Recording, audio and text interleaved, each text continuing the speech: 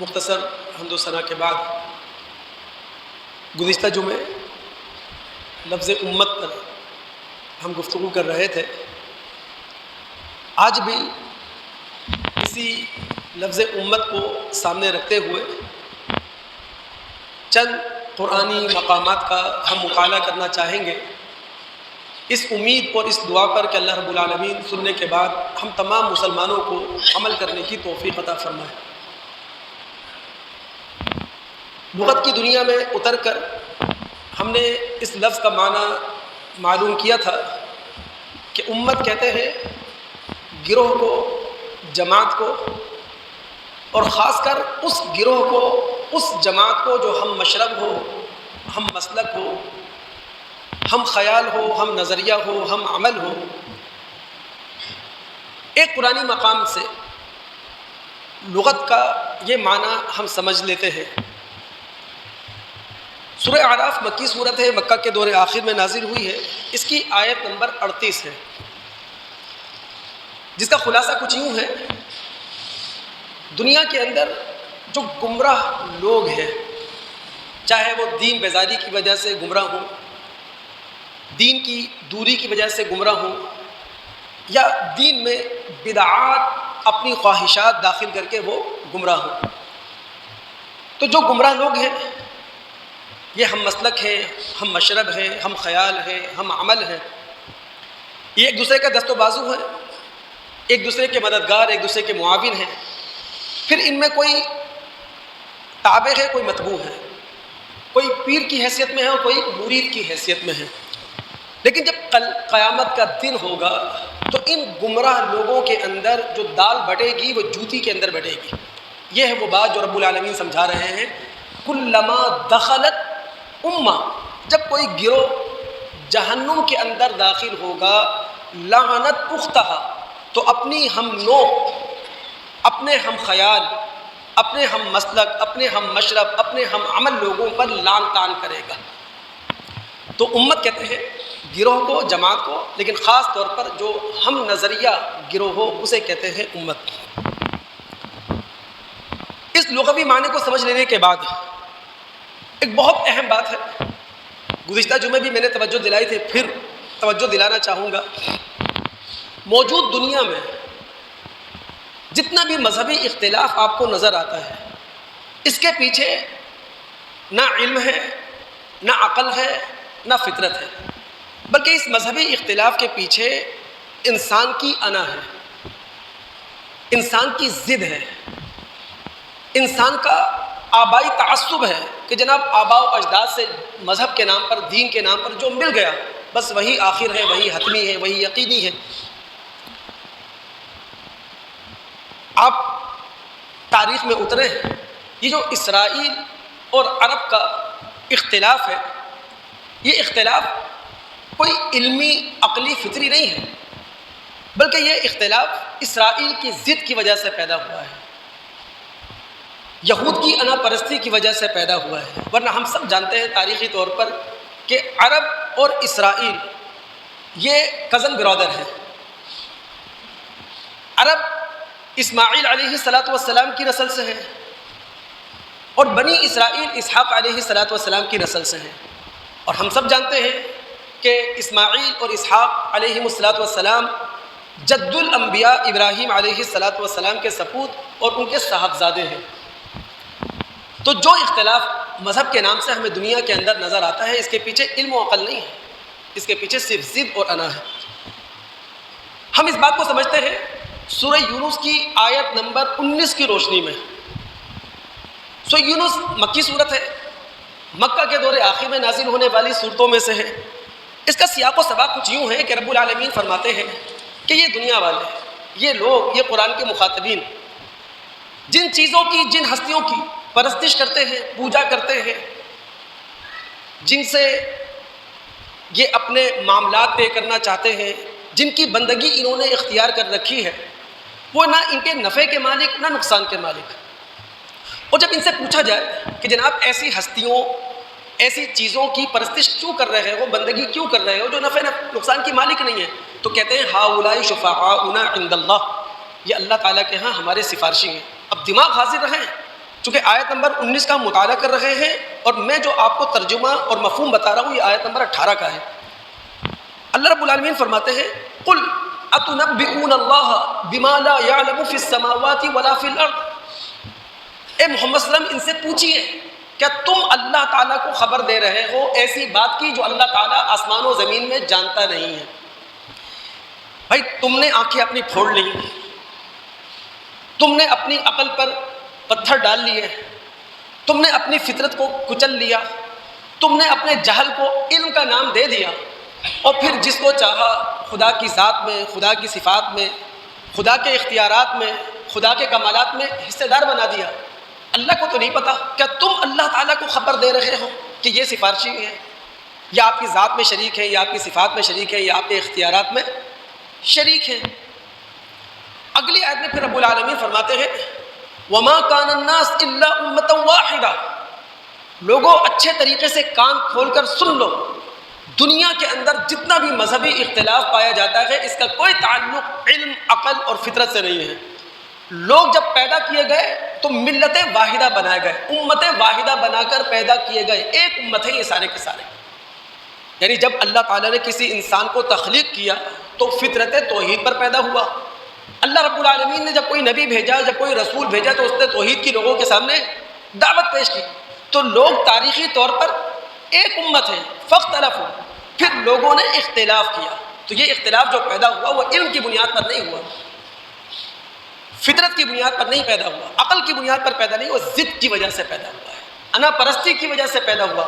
پھر آگے اللہ فرماتے ہیں وَلَوْلَا كَلِمَةٌ سَبَقَتْ مِن رَبِّكَ، اگر اللہ رب العالمین کی طرف سے یہ بات پہلے سے طے شدہ نہ ہوتی کہ انسان آزاد ہوگا، انسان ذی اختیار پیدا کیا جائے گا، انسان کے لیے دنیا امتحان ہوگی کہ آیا کہ انسان اپنی عقل اور فہم کا درست استعمال کرتا ہے، غلط استعمال کرتا ہے، اپنے ضمیر اور اپنے وجدان کا صحیح استعمال کرتا ہے، غلط استعمال کرتا ہے، تو اللہ کی طرف سے اگر یہ بات پہلے سے طے شدہ نہ ہوتی کہ دنیا دارالامتحان ہے، یہاں انسان آزاد ہے، لَقُضِيَ بَيْنَهُمْ فِي مَا فِيهِ يَخْتَلِفُونَ، تو لوگ دنیا کے اندر جو اختلاف کر رہے ہیں ان اختلافات کے سارے مسائل دنیا کے اندر ہی حل کر دیے جاتے ہیں۔ تو دنیا میں اللہ رب العالمین نے جو مذہب دیا، جو نظریہ دیا، وہ متفقہ دیا اور تمام انسانوں کو اول تا آخر اس نظریے کے ساتھ جوڑ دیا۔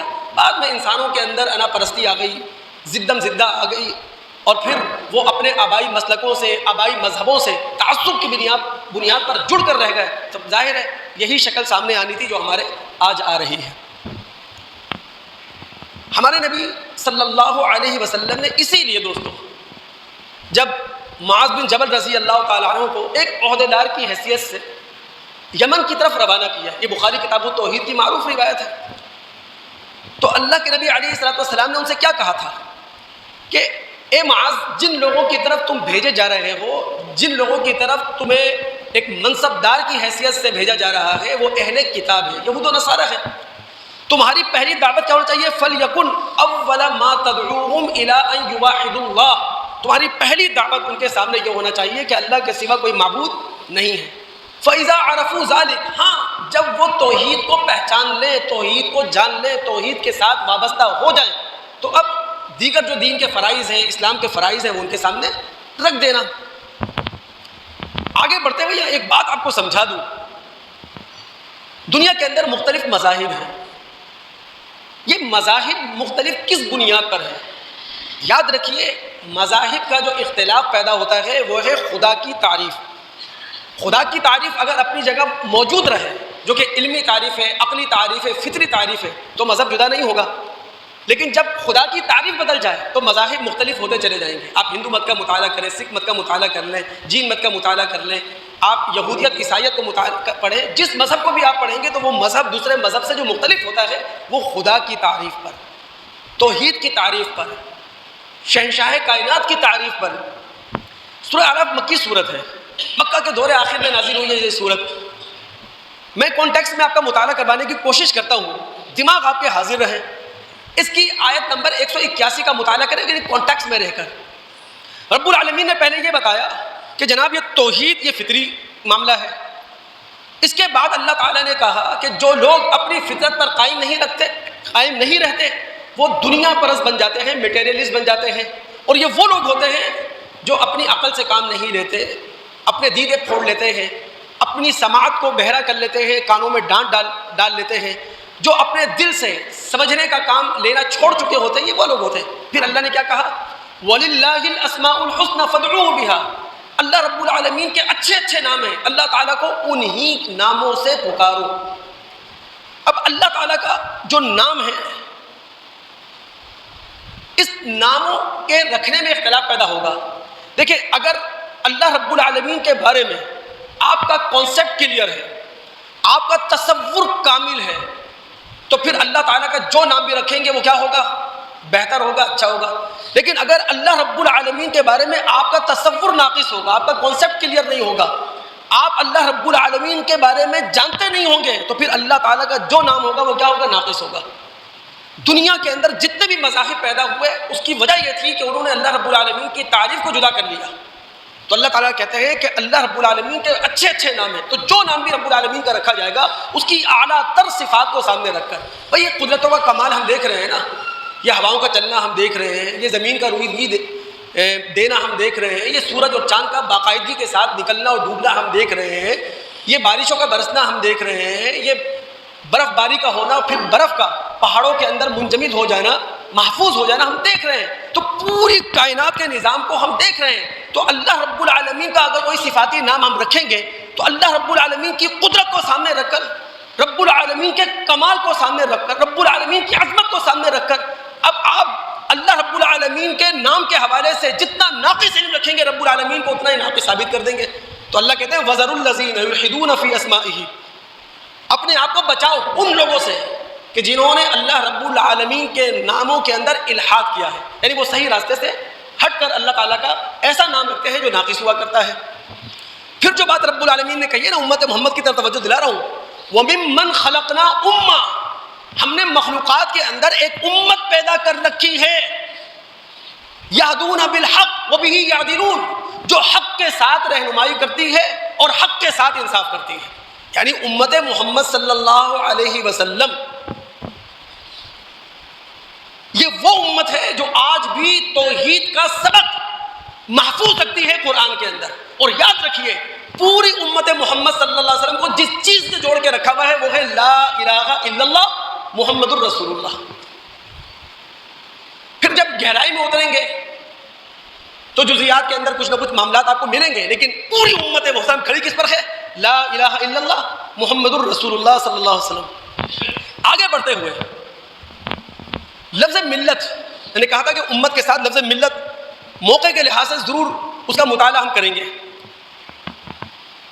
ملت عربی لغت میں اترنے کے بعد اس کا سیدھا معنی ہوتا ہے طریقہ اور راستہ، لیکن لغت میں جب اس کا فنی معنی تلاش کیا جائے ملت کا، تو ملت سے مراد وہ نظام جو اللہ رب العالمین کی اطاعت گزاری کے لیے، اللہ رب العالمین کی وفاداری کے لیے ایک نبی قائم کرے اپنے ماننے والوں کے اندر، یعنی وہ نظام جو نبی دیتا ہے۔ اور وہ نظام ہوتا کیا ہے؟ اللہ تعالیٰ کی وفاداری کا، اللہ تعالیٰ کی اطاعت گزاری کا، اور دیتا کسے ہے؟ اپنے ماننے والوں اور اپنے سے وابستہ لوگوں کو۔ اگر آپ کے دماغ حاضر ہے، سورہ یوسف میں ہم جاتے ہیں، یوسف علیہ السلام ایک نا کردہ گناہ کی سزا کاٹ رہے ہیں۔ کہاں کاٹ رہے ہیں سزا؟ جیل کے اندر۔ جیل کے دو ساتھی ان کے پاس آتے ہیں اور آ کر اپنا خواب یوسف علیہ السلام کو سنا کر کہتے ہیں اے یوسف ہمیں خواب کی تعبیر بتا دے۔ یوسف علیہ السلام ان سے کہتے ہیں کہ ابھی کھانا نہیں لگا ہے، یا جیل میں ان کے شیڈیول کے مطابق کھانے کا وقت نہیں ہوا ہے، کھانا لگنے سے پہلے میں تمہیں تمہاری خواب کی تعبیر بتا دوں گا۔ اب موقع سے فائدہ اٹھاتے ہوئے کہتے کیا ہے؟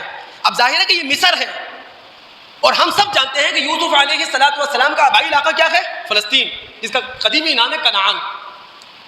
وہ کہتے ہیں ذالکما مما علمنی ربی، بھائی یہ جو تعبیر خواب کا علم ہے یہ میرے خدا نے، میرے رب نے مجھے دیا ہے۔ انی ترکت ملت قوم لا یؤمنون باللہ وهم بالآخرۃ کافرون، میں ان لوگوں کی ملت کا منکر ہوں، میں ان لوگوں کی ملت کو چھوڑ چکا ہوں جو اللہ کو نہیں مانتے، جو قیامت کا یقین نہیں رکھتے۔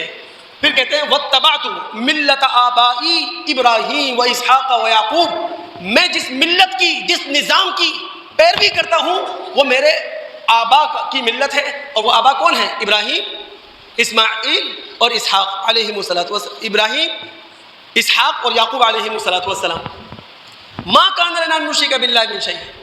یوسف کہتے ہیں ہمارے لیے جائز نہیں ہے، یعنی اس ملت کے اندر، جس ملت کے اندر ہم ہیں، اس ملت میں یہ جائز نہیں ہے کہ اللہ کی ذات، اللہ کی صفات، اللہ کے اختیارات، اللہ کے حقوق میں کسی کو شریک کیا جائے گا.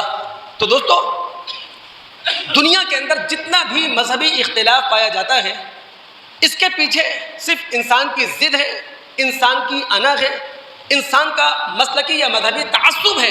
اگر انسان وہ عقل لے کر مذہب کو سمجھے، وہ فطرت لے کر مذہب کو سمجھے، جس عقل اور جس فطرت پر انسان کو پیدا کیا گیا ہے، واللہ اسے وہی مذہب ملے گا جو مذہب ابراہیم کا تھا، جس مذہب پہ ہمارے نبی محمد الرسول اللہ صلی اللہ علیہ وسلم ہمیں چھوڑ کر گئے تھے، ہمیں کھڑا کر کے گئے تھے.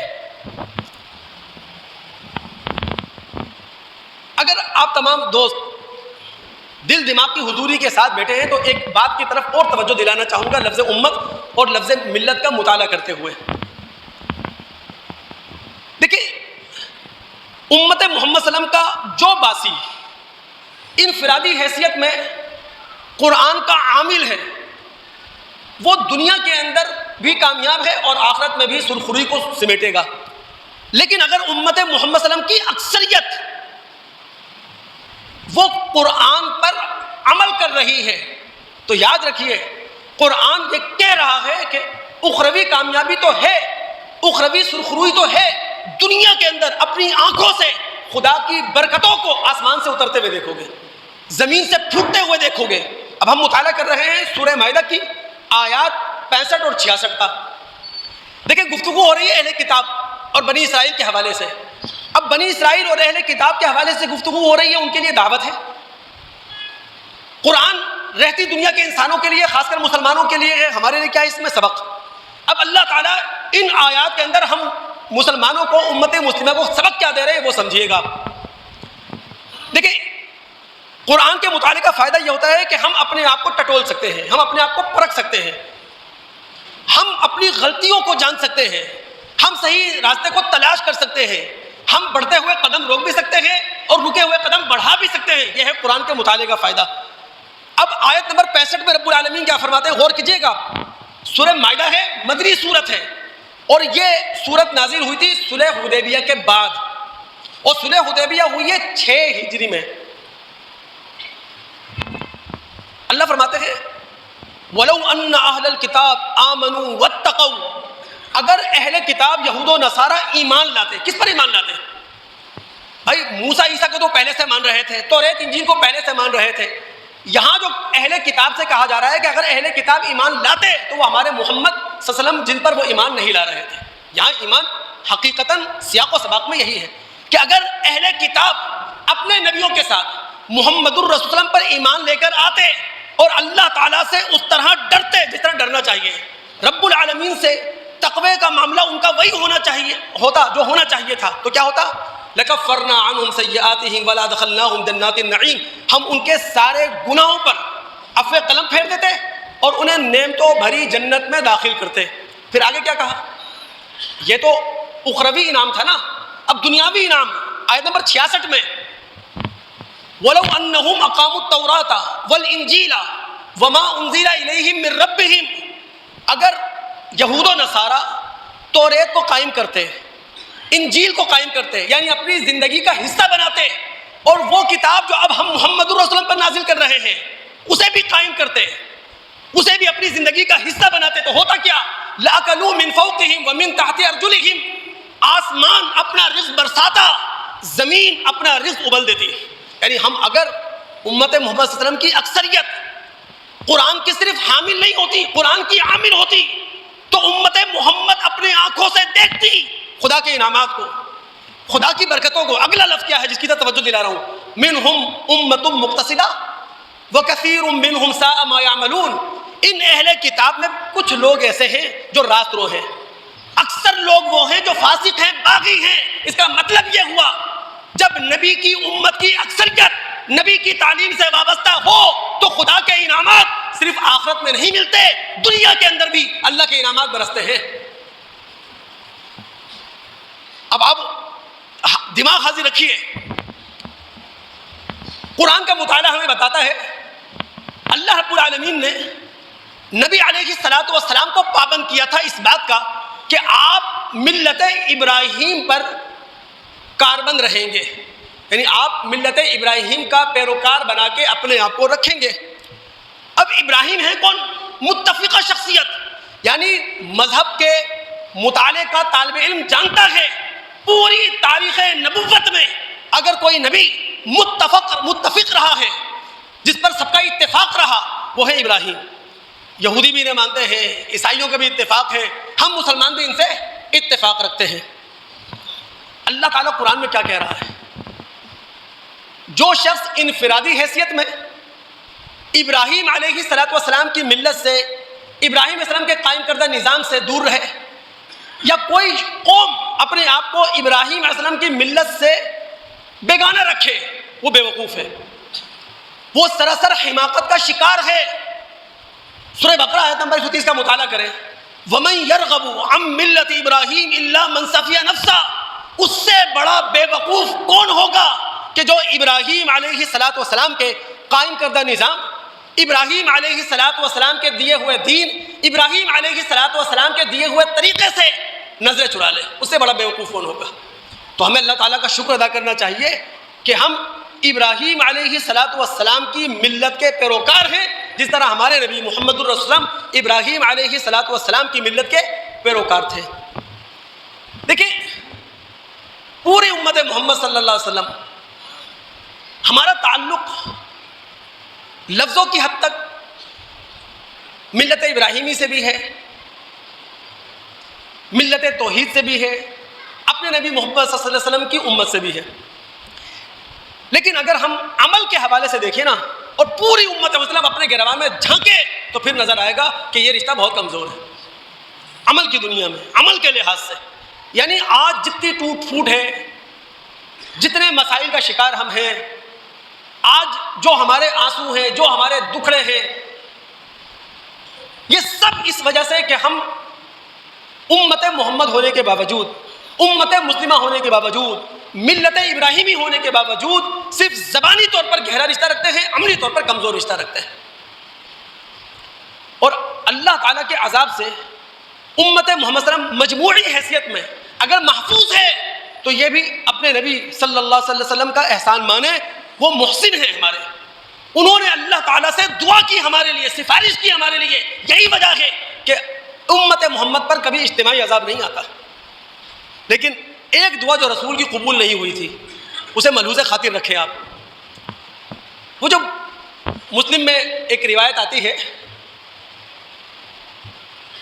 کہ نبی علیہ السلام نے ایک موقع پر غالباً بنی معاویہ کی مسجد میں نماز پڑھی، اور نماز پڑھنے کے بعد شاید نفل نماز ہوگی، 2 رکعت پڑھی تھی، آپ نے طویل دعا کی، اور دعا مانگنے کے بعد اللہ کے رسول نے فرمایا سألت ربی ثلاثہ، میں نے اپنے رب سے 3 چیزیں مانگی، 2 چیزیں میرے خدا نے مجھے دے دی، 1 چیز مجھے نہیں دی۔ اور وہ 3 چیزیں کیا مانگی تھی اللہ کے رسول نے؟ پہلی، اے اللہ میری امت پر مجموعی لحاظ سے فاقہ کشی نہ ٹوٹ پڑے۔ اللہ تعالیٰ نے دعا قبول کی۔ اے اللہ مجموعی حیثیت میں میری امت پر کبھی سیلاب اور سونامی نہ آئے، اللہ نے دعا قبول کی۔ اللہ کے رسول صلی اللہ علیہ وسلم کی 2 دعائیں قبول ہوئی، تیسری دعا جو اللہ نے قبول نہیں کی وہ کیا تھی؟ نبی علیہ السلام فرماتے ہیں میں نے اللہ سے کہا اللہ یجعل بأسہم بینہم، اے اللہ میری امت آپس میں لڑے نہیں۔ اللہ تعالیٰ نے یہ دعا قبول نہیں کی۔ تو اس کا مطلب یہ نہیں ہے کہ ہمارے نبی صلی اللہ علیہ وسلم کی یہ دعا قبول نہیں ہوئی تو لڑیں، بلکہ اللہ کے رسول نے یہ بات ہمیں اس لیے بتائی کہ جب میری دعا قبول نہیں ہوئی، اس کا معنی یہ ہے تمہاری آزمائش ہے، تمہارا سب سے بڑا امتحان یہی ہے، تو ہم اپنے آپ کو لڑائیوں سے بچائیں، اپنے آپ کو فساد سے بچائیں، اپنے آپ کو ذاتی مفادات سے بچائیں، قوم کے مفاد کو مقدم رکھیں، امت کے مفاد کو مقدم رکھیں۔ سورہ بقرہ آیت نمبر 143 ہے دوستو، دماغ حاضر رکھیے گا آپ۔ اللہ تعالیٰ فرماتے ہیں وَكَذَلِكَ جَعَلْنَاكُمْ أُمَّةً وَسَطًا، ہم نے تمہیں بہترین امت بنایا. دیکھیں وسط کا معنی بہترین بھی ہے, وسط کا معنی افضل بھی ہے, وسط کا معنی افضل بھی ہے, وسط کا معنی اشرف بھی ہے. اور اگر بعض مفسرین کا ترجمہ میں آپ کے سامنے رکھوں جو ترجمہ غلط نہیں ہے, وہ ہے وَكَذَلِكَ جَعَلْنَاكُمْ أُمَّةً وَسَطًا, کہ ہم نے تمہیں بین الاقوامی امت بنایا, اس لیے کہ محمد الرسول اللہ صلی اللہ علیہ وسلم کی جو نبوت اور رسالت ہے وہ کیا ہے, بین الاقوامی. اور نبی علیہ الصلوۃ والسلام اپنی زندگی میں شہادت علی الناس کا یہ کام کرتے رہے. اللہ کے رسول اس دنیا سے رخصت ہوئے تو شہادت علی الناس کی ذمہ داری کس کے کاندھوں پہ آ گئی, ہمارے کاندھوں پر آ گئی. تو تم بین الاقوامی امت بنا کر بھیجے گئے ہو. اب جب ہم بین الاقوامی امت ہیں تو کام کیا کرنا ہے ہمیں, یہ ہے سورہ حج کی آخری آیت ہے. اللہ فرماتے ہیں وجاہدوا فی اللہ حق جہادی, اللہ کے راستے میں جد و جہد کرو جس طرح جد و جہد کرنے کا حق ہے. اب ظاہر ہے کہ اللہ تعالیٰ کے راستے میں جد و جہد وہی شخص کر سکتا ہے جس نے اپنی روحانی تربیت کر لی ہو, جس نے پہلے اپنی اخلاقی تربیت کر لی ہو. تو وجاہدوا فی اللہ جہادی, اپنی روحانی اور اخلاقی تربیت کرنے کے بعد شہادت علی الناس کی بھاری ذمہ داری کے لیے میدان عمل میں اتر جاؤ. هو اجتباکم, اے امت محمد صلی اللہ علیہ وسلم, اللہ تعالیٰ نے تمہیں اس ذمہ داری کے لیے چن لیا ہے, منتخب کیا ہے. یعنی جو امت محمد بیٹھی ہے نا, اس کا انتخاب اللہ نے کیا. براہ راست طور پر اللہ نے کس کا انتخاب کیا تھا, عربوں کا. اب رہتی دنیا تک جو لوگ نبی علیہ الصلوۃ والسلام کی امت کا حصہ بنتے چلے جائیں گے, ان کا انتخاب کون کر رہا ہے, اللہ تعالیٰ. هو اجتباکم, اللہ نے تمہارا انتخاب کیا. وما جعل علیکم فی الدین من حرج, اللہ نے تمہارے دین میں کوئی حرج اور کوئی تنگی نہیں چھوڑی, کوئی تنگی اللہ تعالیٰ نے تمہارے دین کے اندر نہیں رکھی. بھائی یہودیت کا مطالعہ کریں آپ, سزا کے طور پر اللہ تعالیٰ نے ان کے دین کے اندر قیدیں بہت لگائیں, سزا کے طور پر اللہ تعالیٰ نے ان پر پابندیاں بہت لگائیں. لیکن اے امت محمد صلی اللہ علیہ وسلم, جب تمہیں ہم نے دین دیا, ما جعل علیکم فی الدین من حرج, تمہارے دین میں کوئی تنگی نہیں رکھی. ملت ابیکم ابراہیم, اپنے باپ ابراہیم علیہ الصلوۃ والسلام کے دیے ہوئے نظام پر اپنے آپ کو قائم رکھو, برقرار رکھو. ہوا سماکم المسلمین, اس ابراہیم نے تمہارا نام مسلمان رکھا. من قبل وفی ھذا, اس قرآن کے نزول سے پہلے بھی تم مسلمان تھے, اس قرآن کے اندر بھی تمہیں نام دیا گیا ہے مسلمان. پچھلے جمعے میں نے سورہ بقرہ کی غالباً آیت نمبر 28 کا حوالہ دیا تھا آپ کو کہ بھائی امت محمد صلی اللہ علیہ وسلم جو بیٹھی ہے یہ کس کی دعا کا نتیجہ اور ثمرہ ہے, ابراہیم صلی اللہ علیہ وسلم نے کیا دعا کی تھی, وَمِن ذُرِّيَّتِنَا أُمَّةً مُسْلِمَةً لَكَ, اے اللہ ہماری نسل سے ایک امت پیدا کر جو آپ کی کیا ہو, فرما بردار اور تابع دار ہو. اور یہاں ایک بات اور سمجھے, اسلام پوری کائنات کا فطری مذہب ہے. کائنات کا کوئی ذرہ ایسا نہیں ہے جو مسلمان نہ ہو. یہ فضاؤں میں اڑتے ہوئے پرندے یہ مسلمان ہیں, یہ دریاؤں میں سمندروں میں تیرتی ہوئی مچھلیاں یہ مسلمان ہیں. مسلمان کا مطلب کیا ہوتا ہے, اللہ رب العالمین کے قوانین کو فالو کرنے والا, رب العالمین کے دیے ہوئے دستور پر اپنے آپ کو کاربند رکھنے والا. اللہ نے کہا نا وَلَهُ أَسْلَمَ مَنْ فِي السَّمَاوَاتِ وَالْأَرْضِ, آسمان و زمین کی وہ کون سی چیز ہے جس نے اپنے آپ کو اللہ تعالیٰ کے سامنے جھکا نہیں دیا. تو ہوا سماکم المسلمین, تمہارا نام ابراہیم علیہ السلام نے مسلمان رکھا. تو لہذا آج بہت بڑی ذمہ داری ہے پوری امت مسلمہ کی کہ اپنے آپ کو ایک لڑی سے جوڑے. مسلم کی روایت ہے نا, بشیر بن نعمان کہتے ہیں آپ کے رسول نے کہا المؤمنون کرجل واحد, یہ سارے مسلمان ایک انسان کی مانند ہیں. ان اشتکا عینہ اشتکا کلو, ان اشتکا راسہ اشتکا کلو. ایک انسان کی آنکھ میں درد ہو پورا جسم جاگتا ہے, ایک انسان کے سر میں درد ہو پورا جسم پریشان رہتا ہے. بالکل یہی معاملہ امت مسلمہ کا ہے کہ اگر ایک حصے میں مسلمان پریشان ہیں, 10,000 سے زیادہ شہید ہو چکے ہیں لوگ, 30,000 سے زیادہ زخمی ہیں, 2,500 ٹن بارود برسایا جا چکا ہے, ہزاروں عمارتیں خاکستر ہو چکی ہیں, تو پوری امت مسلمہ اسے اپنا دکھ سمجھے, اسے اپنا درد سمجھے. اور جب اللہ رب العالمین نے شہادت علی الناس کی بھاری ذمہ داری آپ کے کاندھوں پہ ڈالی, دوستو یہ ذمہ داری معمولی نہیں ہے, اللہ کی قسم. اگر کوئی شخص سمجھ لے ذمہ داری کتنی بڑی ہے, راتوں کو نیند ختم ہو جائے. جس طرح آپ کے رسول کی آنکھوں سے نیند غائب ہو چکی تھی, اللہ کے رسول دن کے وقت بھی مجاہد تھے, رات کے وقت بھی مجاہد تھے. وہ آپ کی زندگی کا کون سا لمحہ تھا جب نبی علیہ الصلوۃ والسلام لوگوں کو راہ راست پر لانے کے لیے بے چین نہیں تھے؟ شہادت ناز کی ذمہ داری بہت بڑی ہے. اس ذمہ داری ہمارے کاندھوں پر آئی کیوں؟ چونکہ محمد الرسول اللہ صلی اللہ علیہ وسلم کے بعد اب کسی نبی نے نہیں آنا. جب تم شہادت علی الناس کی بھاری ذمہ داری پر کھڑے کر دیے گئے ہو، فاقیموا الصلاۃ وآتوا الزکات، نماز قائم کرو، زکات دو. یہ اس بات کا ثبوت ہے کہ تم امت محمد ہو، تم ملت ابراہیمی ہو. واعتصموا باللہ، اللہ رب العالمین سے وابستہ ہو جاؤ. سارے مسلمان 180 کروڑ مسلمان اللہ رب العالمین کی توحید پر، لا الہ الا اللہ پر اس جھنڈے کے نیچے اپنے آپ کو جمع کر لیں. شاید ہم اس کی حساسیت کو نہیں سمجھتے.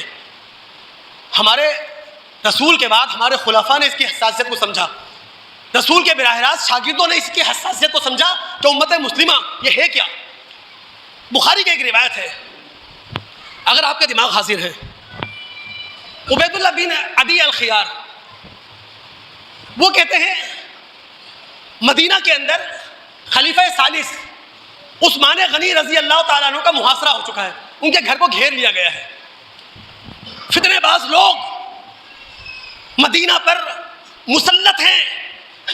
عبید اللہ بن عدی کہتے ہیں میں عثمان رضی اللہ تعالیٰ عنہ کے پاس آیا اور میں نے ان سے کہا انکا امام و عامہ، بھائی مسلمانوں کے امام آپ ہیں.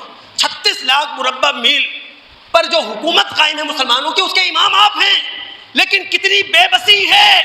یصلی لنا امام و فتنہ، ہمیں مسجد نبوی میں محمد الرسول اللہ کے مصلی پر جو شخص نمازیں پڑھا رہا ہے وہ فتنے کا امام ہے، فتنہ باز آدمی ہے. ہمارا دل نہیں کرتا مسجد نبوی ہو، رسول کا مصلی ہو اور ہم ایک امام فتنہ باز آدمی کے پیچھے نماز پڑھیں. ہمارا دل نہیں کرتا. اب آپ سنیں خلیفہ ثالث عثمان غنی رضی اللہ عنہ کیا کہتے ہیں. وہ کہتے ہیں دیکھو نماز ایک بہترین عمل ہے، نماز ایک اچھا عمل ہے. اصول یہ بناؤ اپنی زندگی کا، فَإِذَا أَحْسَنَ النَّاسُ فَأَحْسِنْ إِلَيْهِمْ، کہ جب لوگ تمہارے ساتھ اچھائی کر رہے ہیں تو اچھائی میں ان کا ساتھ دو.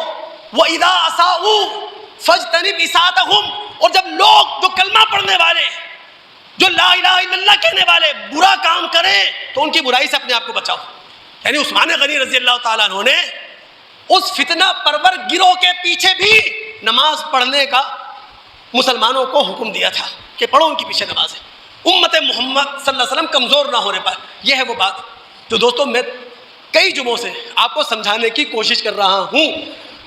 آپ یہودیوں کو کچھ کہتے رہے، قنوت نازلہ میں ان کے لیے بددعائیں بھی کرتے رہے، لعنت بھی بھیجتے رہے، لیکن سوال یہ ہے کہ ہمیں کیا ہماری کمزوریاں دکھائی نہیں دے رہی؟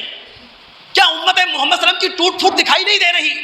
آج اگر کشمیر کا مسئلہ، فلسطین کا مسئلہ یا مسلم دنیا کے سارے سلگتے ہوئے مسائل اپنی جگہ قائم ہیں، سوڈان کا مسئلہ، جنوبی سوڈان کا مسئلہ حل ہو گیا، عیسائی دنیا کا مسئلہ تھا. مشرقی تیمور کا مسئلہ حل ہو گیا، عیسائی دنیا کا مسئلہ تھا. جب عیسائی دنیا اپنے تمام مسائل کو حل کروا سکتی ہے UN کی سطح پر، ہم کیوں نہیں کروا سکتے؟ تو ہماری کمزوریاں ہیں دوست. 2 منٹ مجھے دیجیے، وہ کمزوریاں ہیں کیا، خامیاں کیا ہیں؟ پچھلے جمعوں میں اس کی طرف توجہ دلا چکا ہوں، صرف دہرا رہا ہوں میری بات. ہم نے قرآن سے سیکھا نہیں، امت محمد صلی اللہ علیہ وسلم نے قرآن سے نہیں سیکھا. میں نے کیا کہا تھا؟ 4 سورتیں ہیں سورہ فاتحہ کے بعد، لگاتار 4 سورتیں، 6.25 پارے ہیں. کتنے؟ چونکہ پاروں کی تقسیم ہماری ہے یا اللہ کے رسول کی تقسیم نہیں ہے. اللہ کے رسول نے جو قرآن دیا وہ سورتوں پر مشتمل تھا. اس کو 30 پاروں میں ہم نے اپنی آسانی و سہولت کے لیے تقسیم کیا. سورہ فاتحہ کے بعد 4 لگاتار سورتیں، سورہ بقرہ، سورہ آل عمران، سورہ نساء، سورہ مائدہ، 6.25 پارے. ان 6.25 پاروں میں اللہ نے یہودیت کو برہنہ کر دیا، یہودیت کو کھول دیا، ان کے قومی جرائم بتا دیے، فرد قرارداد جرائم پڑھ کے سنا دی. کیا مسلم دنیا نے ہوش کے ناخن لیے؟ میں اپنا قصور بتا رہا ہوں. ان کو تو ہم کہتے رہیں گے، بددعائیں دیتے رہیں گے، اپنا قصور. پھر دنیا جانتی ہے یہ جو فلسطین برطانیہ کے ہاتھ میں گیا جنگ عظیم اول کے بعد، یہ عرب قوم پرستی کی وجہ سے گیا. جنگ عظیم اول سے پہلے فلسطین، شام، اردن، لبنان، مصر، یہ سب سلطنت عثمانیہ کا حصہ تھے. ایسے تھالی میں رکھ کر عرب عصبیت نے انگریزوں کے ہاتھوں میں دیے یہ سارے ممالک. 1918 میں مہر فیصل اور برطانیہ کی فوجیں اکٹھا فلسطین کے اندر داخل ہوئی تھی اور سلطنت عثمانیہ کا انہوں نے تخت الٹ دیا تھا. کیا تھا؟ عرب قوم پرستی کا نعرہ تھا. وہاں ترکوں کے اندر قوم پرستی کا بیج بو دیا گیا تھا. وہ قوم پرستی جس کو رسول نے جہالت کہا تھا, جس کو رسول نے بدبودار نعرہ کہا تھا, رسول نے اپنی زندگی میں کہا تھا لا فضل لعربی علی جمی ولا لعجمی علی عربی, کسی عربی کو عجمی پر, عجمی کو عربی پر, گورے کو کالے پر, کالے کو گورے پر کوئی فضیلت حاصل نہیں. ہم بھلا بیٹھے اور حالت ہماری یہ ہے معذرت کے ساتھ ناراضگی. آج چاہے مسلمان ہو وہ اپنا ذاتی مفاد دیکھ رہا ہے, مسلمان ملک ہو وہ بھی اپنا ذاتی مفاد دیکھ رہا ہے. مجھے بتائے تو صحیح وہ ملک مسلمانوں کا کہ پوری مسلم دنیا کے بارے میں وہ سوچتا ہو. یعنی فلسطین کا مسئلہ, کشمیر کا مسئلہ جو الجھا ہوا ہے, یہ امت مسلمہ کی اپنی کمزوری ہے, یہ امت محمد کی اپنی کمزوری ہے, یہ ملت ابراہیمی کی اپنی کمزوری, اپنی غفلت, اپنی غلطی ہے. جب تک اس کو نہیں سدھاریں گے کوئی مسئلہ ہمارا حل ہونے والا نہیں ہے. حالت یہ ہے مہنگائی کا رونا رو کر سارے بیوپاریوں نے چیزوں کے ریٹ بڑھا دیے. اب کچھ مہنگائی کم ہوئی, قیمتیں وہی کھڑی ہیں. یہ ہے مسلمان جو اپنے ذات کے بارے میں سوچتا ہے, قوم کے بارے میں نہیں سوچتا. یہ ہماری حال. ہم ہیں نمازی, ہم ہیں قرآن پڑھنے والے, ہم ہیں رسول کا دم بھرنے والے, اور حالت ہماری کیا ہے؟ اپنی ذات کے بارے میں سوچنا. جب تک ہم لوگ اپنے ذاتی مفادات سے نہیں نکلیں گے, قومی مفادات کے بارے میں نہیں سوچیں گے, ہمارے حالات یہی رہیں گے. اللہ تعالیٰ سے دعا ہے اللہ تعالیٰ سننے کے بعد سمجھنے کے بعد عمل کرنے کی توفیق عطا فرمائے. السلام علیکم ورحمۃ اللہ وبرکاتہ.